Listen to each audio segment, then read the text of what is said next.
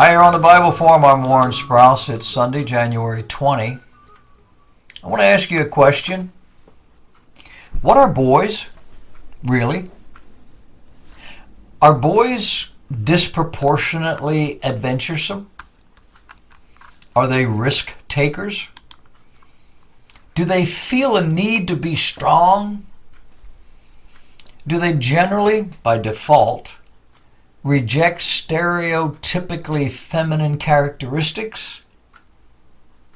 And the answers are yes, yes, yes, yes, and yes. However, according to the American Psychological Association, now any male or female who is fixated on their natural, non-negotiable traits is being labeled a problem. Who are they talking about? Me? You? Anybody who thinks that a boy is a boy and a girl is a girl and never the twain shall meet.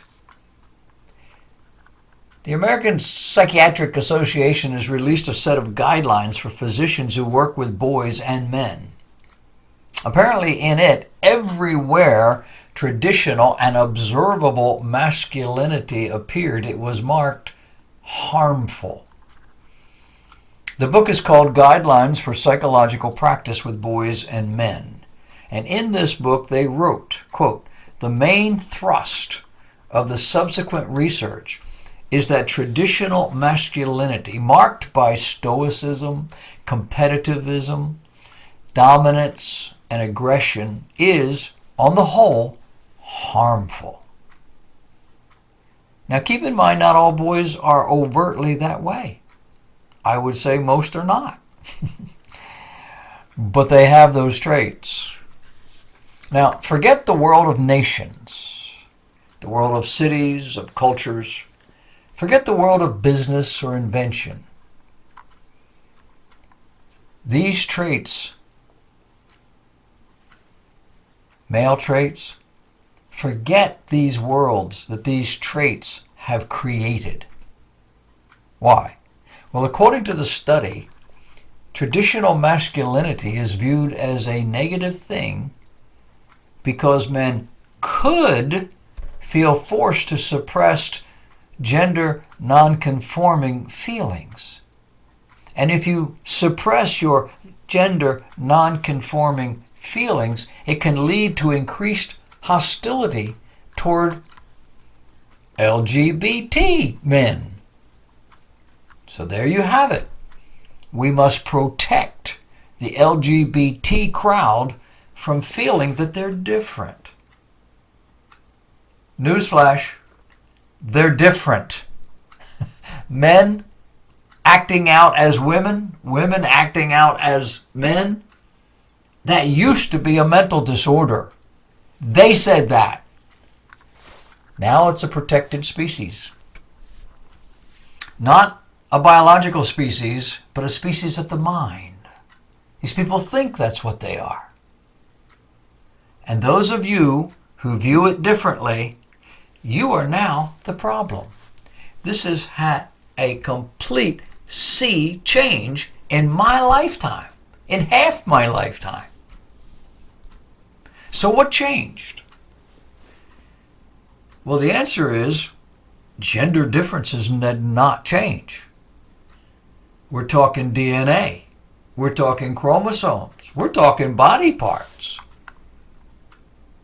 Non-subjective issues and traits and chemistry. Things that you're born with. You didn't ask for. You got. You just don't like it. And all of this changes with the opinion of so-called experts who are now faced with human beings who feel the need to act out social, moral, and religious deviance and heresies. Feel being the operative word.